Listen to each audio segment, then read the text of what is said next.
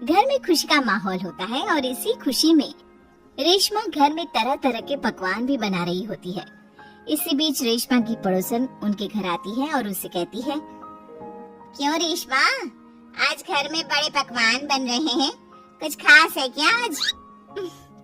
आज ही के दिन मेरी शादी हुई थी और आज मेरी शादी को पूरे 10 साल हो चुके हैं। अच्छा, शादी से याद आया, रेशमा क्या तुझे पता है, हमारे पास वाले ही एक गांव में 70 साल की एक बुढ़िया औरत अपनी दूसरी शादी रचा रही है। क्या 70 साल की बुढ़िया औरत की दूसरी शादी? अरे जिस उम्र में लोग पूजा पाठ करते हैं वो बूढ़ी औरत रंगरलियां मना रही है। इतना ही नहीं, सुनने में तो ये भी आ रहा है कि उस बूढ़ी औरत के 2 बेटे, बहू और 4 पोते पोतियां भी हैं। तौबा तौबा, सच में जमाना बहुत खराब आ चुका है। कोई शर्म लिहाज नाम की चीज तो बची ही नहीं इस दुनिया में। हमारे परिवार के तो ऐसे संस्कार नहीं है। रेशमा, जमाना बहुत आगे निकल गया है। आजकल क्या बच्चे और क्या बूढ़े, सभी पर एक जैसी जवानी छा रही है। हमारे लिए तो ऐसा सोचना भी पाप है। वैसे कब है उस बूढ़ी औरत की शादी? आपको कोई जानकारी है क्या? मुझे क्या, पूरे गांव वालों को पता है इस शादी के बारे में। कल ही तो है। अरे वाह, कल तो योगेश के पापा भी छुट्टी पर हैं। एक काम करते हैं, हम भी चलते हैं इस बूढ़ी औरत की शादी में। आखिर देखे तो सही कि कौन है वो बेशर्म बूढ़ी औरत जो पोता पोती खिलाने की उम्र में प्यार के फूल खिला रही है। पड़ोसन वहाँ से चली जाती है, जिसके बाद रेशमा सोच में पड़ जाती है। शाम को जब रेशमा का पति अमित घर आता है तो वो रेशमा को हैरान परेशान देखकर पूछता है, क्या हुआ रेशमा, आज बहुत परेशान से लग रही हो? कुछ खास नहीं, एक बुढ़िया औरत के बारे में सोच रही थी। कौन सी बुढ़िया औरत? रेशमा अमित की ओर देखती है और उसे बताते हुए कहती है, हमारे पास वाले गांव में ही एक बूढ़ी औरत है जो अपनी उम्र के आखिरी पड़ाव में अब लव अफेयर कर रही है और कल उसकी शादी भी है। ताज्जुब की बात तो ये है कि उसके 2 बहू बेटे और 4 पोते पोतियां भी हैं। फिर भी किसी ने उसे नहीं रोका। अरे इतना भरा पूरा परिवार होने के बाद वो अपना दूसरा घर क्यों बसाना चाह रही है? पता नहीं जी, मैं सोच रही थी कल आपकी भी छुट्टी है तो क्यों ना हम भी शादी देखने चले। सुनने में आ रहा है कि कल पूरा गांव जा रहा है उसकी शादी देखने के लिए। रेशमा की बातें सुनकर अमित भी दूसरे दिन उसके साथ चलने के लिए हामी भर देता है। अगले दिन सुबह रेशमा और अमित बच्चों के साथ शादी देखने निकल जाते हैं। गांव से कुछ किलोमीटर की दूरी तय कर रेशमा अपने परिवार के साथ विवाह स्थल पर पहुंच जाती है। यहाँ की साज सजावट कितनी अच्छी लग रही है ना, ऐसा लग रहा है मानो किसी नई नवेली दुल्हन की शादी हो। देखकर तो ऐसा ही लग रहा है, लेकिन वो बूढ़ी औरत है कहाँ पर जिसके इतने किस्से सुनने को मिल रहे हैं? अमित के इतना बोलने की देर होती है और एक अधेड़ उम्र की बुढ़िया औरत दुल्हन के लिबास में सज संवर कर मंडप पर पहुंच जाती है, जिसे देख रेशमा और अमित के पैरों तले मानो जमीन ही खिसक जाती है। मम्मी जी, यहाँ दुल्हन के लिबास में ये सब क्या हो रहा है? अमित, मम्मी, दादी की शादी, वाह मजा आएगा। मम्मी शादी कर रही है और हमें बताना भी जरूरी नहीं समझा?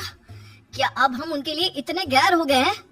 कुछ भी हो, मैं मम्मी जी की ये शादी तो बिल्कुल नहीं होने दूंगी। रेशमा अपनी सास सुशीला की तरफ जाती है। सुशीला अपनी बहू को देखकर सकते में पड़ जाती है। रेशमा, तू यहाँ क्या कर रही है?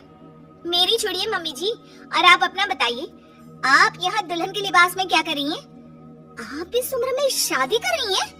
जानती है समाज कितनी थू थू करेगा हम पर। समाज के डर से जीना नहीं छोड़ देते बहू। मैं अपनी इस नई जिंदगी से बहुत खुश हूँ और खुशी खुशी अपनी मर्जी से ये शादी करना चाहती हूँ। अगर इस समाज में जीना है तो सब देख कर चलना पड़ता है मम्मी जी। आप तो यहाँ शादी कर लोगी, लेकिन कभी सोचा फिर हम सबका जीना कितना मुश्किल हो जाएगा? मैं आपकी शादी बिल्कुल नहीं होने दूंगी। सुशीला अपने बेटे के पास जाती है और उसे समझाने की कोशिश करती है। बेटा, अब तू ही कुछ समझाना बहू को। इस शादी को लेकर मेरे भी वही अरमान है जो हर लड़की के उसकी शादी पर होते हैं। बेटा, मैं क्या समझाऊं माँ उसे? आप इस उम्र में शादी करने जा रही थी और आपने हमें बताना भी जरूरी नहीं समझा। क्योंकि मैं जानती थी कि तुम लोग कभी मेरी शादी से खुश नहीं होंगे, इसलिए मैंने तुम लोगों को कुछ नहीं बताया। मम्मी जी, ये सब सोचने से पहले कभी आपको हमारी इज्जत का ख्याल नहीं आया? आज आपकी इस हरकत के कारण ही हम समाज में कहीं मुंह दिखाने के लायक नहीं रहे। बहू, कब तक तुम यूं ही समाज के बारे में सोचती रहोगी? ये लोग आज 100 तरह की बातें बनाएंगे और कल को सब भूल जाएंगे। क्या इनके डर से मैं जीना छोड़ दूं?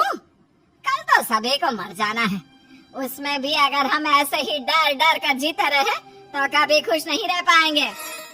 मम्मी जी, बातें बनाना कोई आपसे सीखे। जिस उम्र में आपको पूजा पाठ करनी चाहिए, अपने पोते को गोद में खिलाना चाहिए, उस उम्र में आप फिर से अपना घर बसाने के सपने देख रही हो। यकीन नहीं होता मम्मी, आप इतनी स्वार्थी कैसे हो सकती हो? स्वार्थी? बहू, मैंने अपना पूरा जीवन बाकी सबकी खुशियों के लिए बिता दिया। अमित के पिताजी की मौत के बाद जब मेरे पास दूसरा घर बसाने का मौका था, तब भी मैंने अपने बारे में नहीं सोचा, अपने बच्चों के बारे में सोचा। और आज तुम मुझे स्वार्थी बोल रही हो? क्या एक बुरी औरत के पास दिल नहीं होता? हमें प्यार करने का अधिकार नहीं होता? सुशीला की बातों ने सभी को सोच विचार करने पर मजबूर कर दिया। किंतु रेशमा, हर किसी को अपना जीवन जीने का अधिकार होता है मम्मी जी, लेकिन आपके साथ 3 और जिंदगियां भी जुड़ी हुई है। हम आपके कारण बदनामी का घूंट नहीं पी सकते मम्मी जी। आज तुम दोनों को अचानक मेरी और इस समाज की इतनी परवाह क्यों हो रही है? यह बदनामी और समाज के तानों का डर तब तुम लोगों के जहन में क्यों नहीं आया, जब 2-2 बेटों और बहुओं के होते हुए भी मुझे अकेले उस एक कमरे में रखकर घूट घूट कर जीवन यापन करना पड़ रहा था? तब तुम लोगों को याद नहीं आया मुझसे कितनी जिंदगियां जुड़ी हुई है? सुशीला की बातें सुनकर रेशमा और अमित अपना सिर झुका लेते हैं। उन्हें अपने से हुई गलती का एहसास हो जाता है, लेकिन अब भी कहीं ना कहीं उनके दिमाग में लोग क्या कहेंगे ही चल रहा था, जिसके डर से वे खामोश होकर खड़े रहते हैं। तभी सुशीला जी आगे कहती हैं, ठीक है, अगर तुम लोग नहीं चाहते कि मैं फिर से विवाह करूं और अपने नए जीवन की शुरुआत करूं, तो मैं ये शादी नहीं करूंगी और साथ ही ये घर छोड़कर भी चली जाऊंगी। फिर ना तुम लोगों की कोई बदनामी होगी और ना ही कोई तुम्हें आकर ताने मारेगा। सुशीला की बातें सुनकर रेशमा और अमित दोनों सोच में पड़ जाते हैं। कुछ देर सोचने के बाद रेशमा कहती है, नहीं मम्मी जी, आप घर छोड़कर मत जाइए। आप सच कह रही हैं। अगर हम ऐसे ही समाज की परवाह करते रहे तो हम कभी खुशी खुशी नहीं जी पाएंगे। हाँ माँ, और आज बचपन से तेरे हर निवाले और प्यार का कर्ज मैं चुकाऊंगा। आज यहाँ से मेरी माँ की डोली उठेगी। बजाओ शहनाई, आज मेरी माँ की शादी है। फिर क्या, अपने बहू बेटों की रजामंदी के साथ सुशीला खुशी खुशी 7 फेरे लेकर नई नवेली दुल्हन बन जाती है।